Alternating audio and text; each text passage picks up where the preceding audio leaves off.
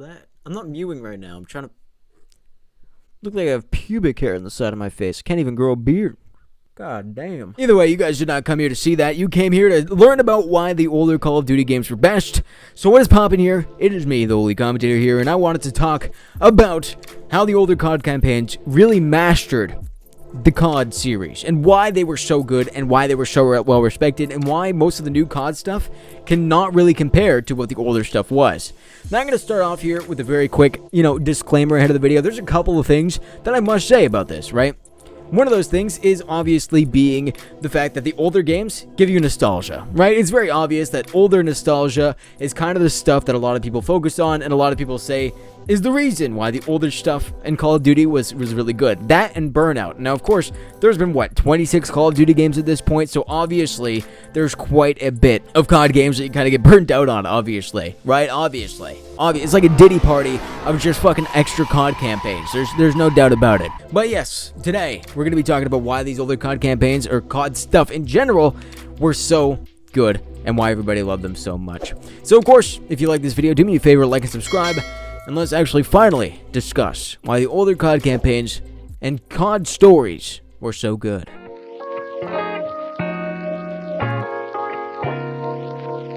Now, of course, let's go start off with some of the older COD games, so you know the ones I'm going to be referencing a lot, and lots of the, refresh your mind of what I'm talking about here. Right? Very first thing I want to discuss is Black Ops. Black Ops is amazing. One of the best things that actually ever happened to Call of Duty. One of the most mainstay stories, and what made Treyarch one of the most popular companies at Activision when it came down through Call of Duty. They made an amazing game with an amazing story, with an amazing zombies mode, and amazing multiplayer, which we'll discuss more of why they were amazing here in a second. You have Black Ops 2 being released. You had an amazing story again with branching options and branching stories with a lot of different guns and a lot of different amazing maps like Hijacked and Nuketown returning in another form of Black Ops. And of course, you had other games like Modern Warfare 4, Modern Warfare 2, and Modern Warfare 3. Had an amazing trilogy of games, was way more grounded, of course, in the way that it presented itself, and were absolutely fantastic in an addicting multiplayer with an addicting community, at the time at very least. And here we are today. What are the games I'm going to be kind of comparing to? Black Ops 6 is going to be one of those games, and I made a video about that, so of course if you want to go check that video about Black Ops 6 out, then do me a favor, look in the description below, and figure that stuff out there. Now, of course, Black Ops 6 was released recently, had a pretty decent campaign, and a multiplayer that is being highly criticized at this point in time. So, take it with you will, take what you get with a grain of salt, and exactly what I think about that. Of course, if you want to go check out that other video, it probably makes a lot more sense. Now, of course, and then you have other games like Modern Warfare 3, but 2023, or Modern Warfare 2, 2022, or, other games like Black Ops 4.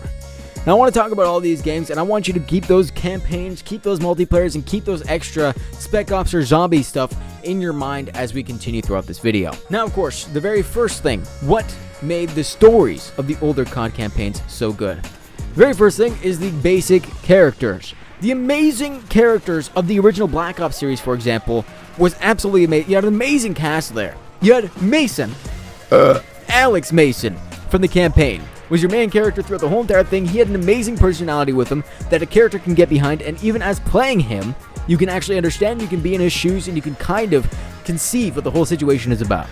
And of course, you have Woods, for example, an amazing fucking character as well. One of the most badass characters in all of COD history was Woods, and he had an amazing personality, and despite not even talking too much, except for the second game where he talked a hell of a lot more, he really did bring his character forward. The way that he did everything, the way that he is so gung-ho about trying to complete a mission is what made Woods so amazing.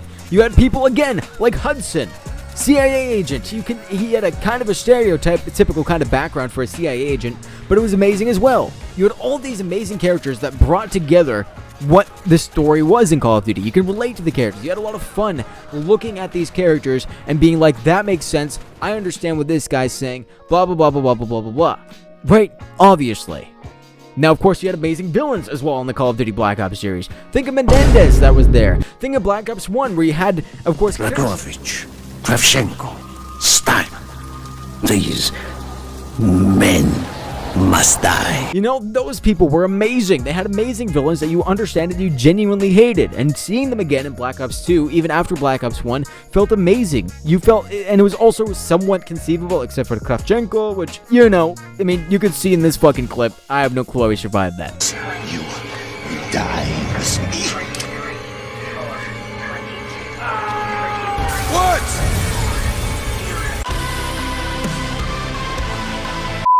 But either way, amazing villains and amazing characters. And the story was always high intensity, but believable. Right?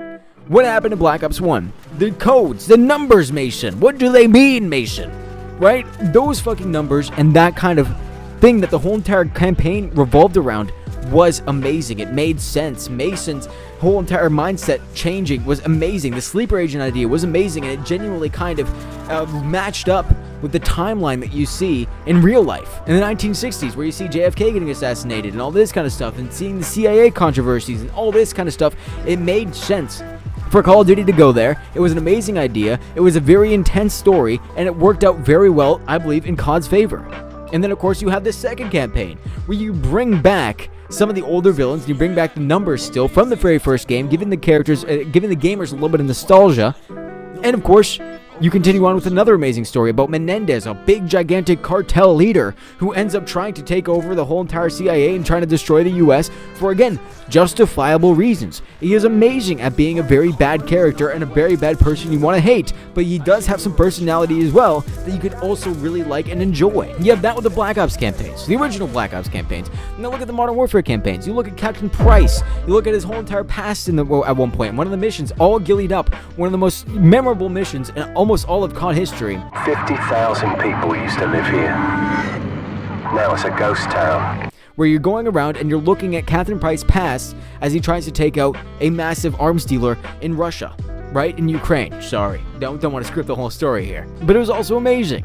COD Modern Warfare 4, despite being so simplistic of, do you know what? There's nuclear warheads spreading around here. We need to stop them, and we need to make sure that these don't get into the enemy hands too fast. Right? That was amazing. And again, you have it coming back in Modern Warfare 2.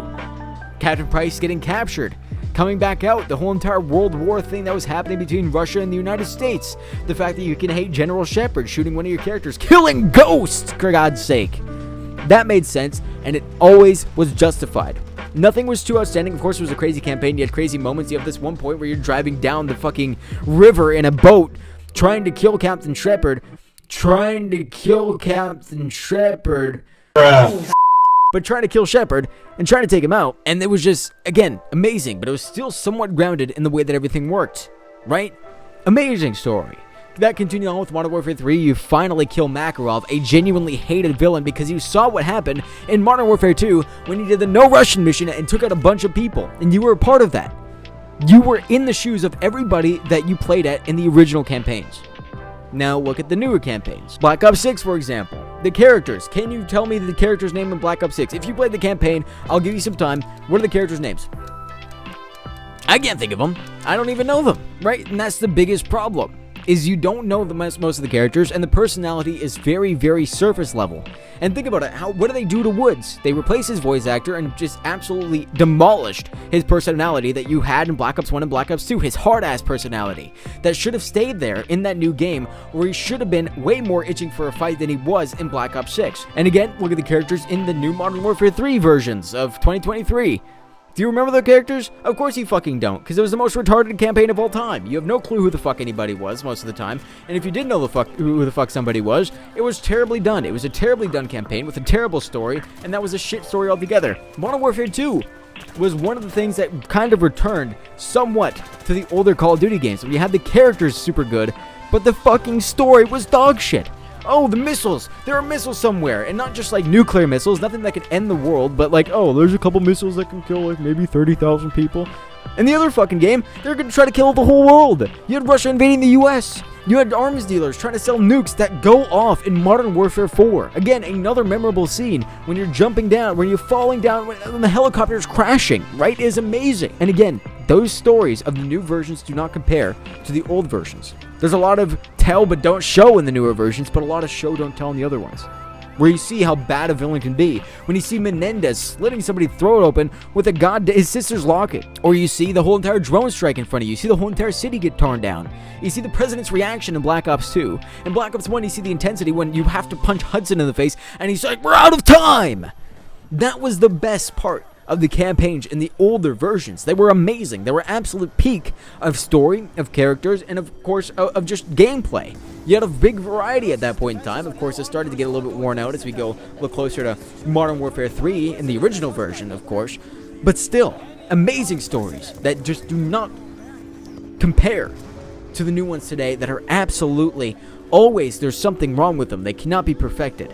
I continuously go back to the Black Ops 1 campaign. I continuously go back to the Black Ops 2 campaign. But you know what campaign that I don't always go back to?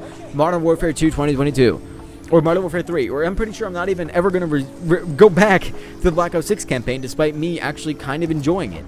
It just does not compare. It does not hold a candle to what the older stuff was. And that's just the campaign. What about the whole entire multiplayer? The multiplayer was grounded. You didn't have extremely fast movement, but you could still be very competitive in the way that you use sniper rifles and stuff like that. All the weapons made sense in every single version of the timeline. You don't have like red dots on something that was not really made to have red dots on or anything else like that. It was amazing gun weapons. Gun weapons. And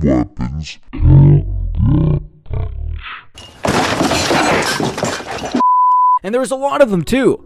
Compare Black Ops 6 and the amount of weapons that came out at release. And then look at the original game that came out, all the weapons at release. Right?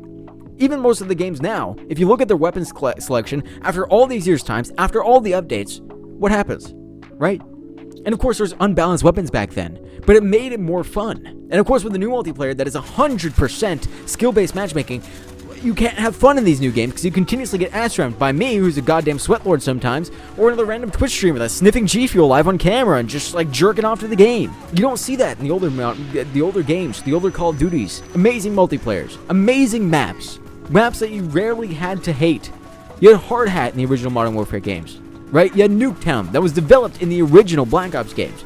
You had also WMD and these kind of other missions and all these other different types of maps in multiplayer that always had perfect layers where you had multiple different heights that you can go to. You have Favela, all these different fucking maps were amazing in the original Call of Duty series. And then nowadays, they can't make a good map for shit. Look at the Black Ops 6 maps. Look at Modern Warfare 3. Do you know what everybody's playing on Modern Warfare 3 24/7? Shipment. Because the only thing that people want to do is do mindless weapon grinds. And that's the problem that I have here as well. And I'm starting to feel it a little bit with Black Ops 6. I'm starting to feel a little bit worn out with it.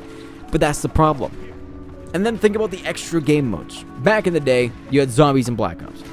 Now it's a very simplistic version, right? You look at World at War, very, very simplistic version of how everything works out and how the zombies work out. You go, you collect points, you survive as long as you can, and of course there's Easter eggs all over the maps, right? And then think about the original maps in general, right? In World at War, you had only one map, which was Nocturne Totem, because that was the very first one, right? That was the very first map ever. Of course, they're not going to add extras because they weren't really sure how that game would work out. But then, look at Black Ops 1. You had 3 things. You had Dead Ops Arcade, you had 5, and then of course you had the other map, which was, I'm pretty sure, Kinoto Totem, which is one of my favorite maps, and you kept going back to. It was a very simplistic little loop thing here, but it was amazing, and they released it with so much content. You don't see that in most of the newer COD games. You only have one map or something like that for zombies, and that's about it, and then you have to pay for $60 for the other ones, and that's a big problem. I mean, even though I don't like Transit in Black Ops 2 that much, it still had way more personality than most of the actual new COD Zombies maps that ever happened since Black Ops 4. Black Ops 3 even.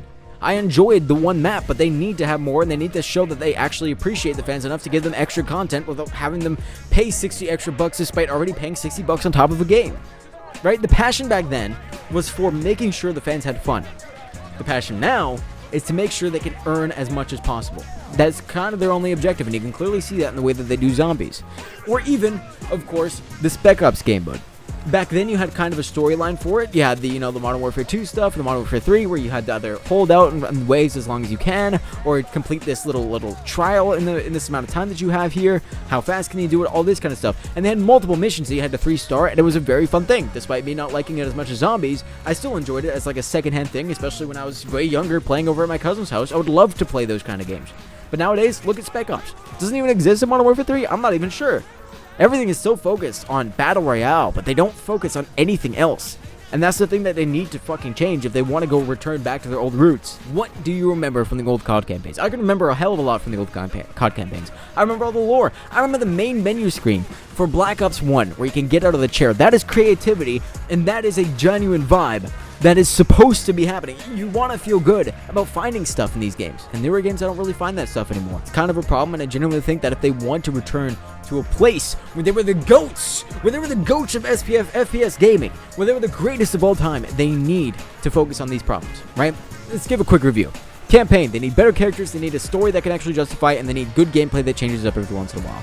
Every single COD campaign that's came out recently always has maybe one or two of these things, but can never master all three. That's one thing. For the multiplayer, they need to make genuinely justifiable maps. They either need to copy and paste whatever the fuck they had in the old maps, and I'd rather that than have really shitty maps, of course, but they need to make either new maps that aren't too complex and are not too simple, or even if it is too simple, it's still amazing, right? You still have Shipment, you still have Nuketown, you have all these kind of games, you have all these kind of maps that are very simplistic, but really fun to play. They need to go change that, and they need to make sure they actually have a fucking weapon selection in multiplayer, right? And they need to take out skill-based matchmaking. There's so many things that they need to do with a multiplayer game that it's insane. I remember I can still boot up Black Ops 1 and still have a lot of fun. Even if I do get absolutely anally destroyed, I still have fun. It's not just purely based off of the kind of nostalgia of playing the game, but because how amazing the gameplay was. It wasn't way too fast-paced. It was nice to run around corners and, figure things out. But with this new one, everything is always so cracked out, streamerish, 360 no-scope type shit. And again, I like a little bit of competitiveness in my games, but not this much, to the point where it just absolutely overrides any fun that you can have when you're getting anally destroyed, genuinely, almost every single game. And that's what the problem is, especially with the new Call of Duties. And I think everything is so focused, especially with multiplayer, on Battle Royale, because it makes the most amount of money compared to the multiplayer, which is supposed to be the most, fun thing that you can play with your friends. And it hasn't been fun for a very long time. And of course, with the zombies and with the Spec Ops stuff, they need to make sure they give the fans selection. I generally don't think that the maps and the zombies were too bad these last couple of times. I don't like Modern Warfare 3 zombies. I think that was just easily just the biggest cash grab that they could have had. But they said, fuck it, you know what, we need an extra game mode. We're not making Spec Ops because fuck it, we don't have enough time for that. We're just going to throw in a zombies mode and that's about it. Right? Which they should have changed. But I think that's really all I can say here. And I really hope that they really do change these things, because the older campaigns and the older COD games were so amazing. They brought out so much good stuff.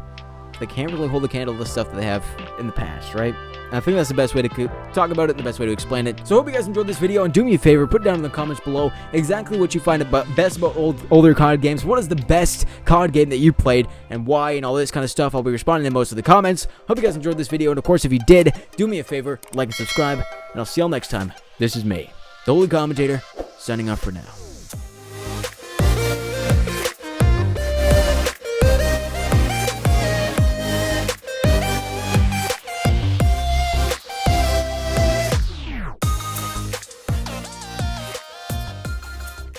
Dragovich, Kravchenko, Stein.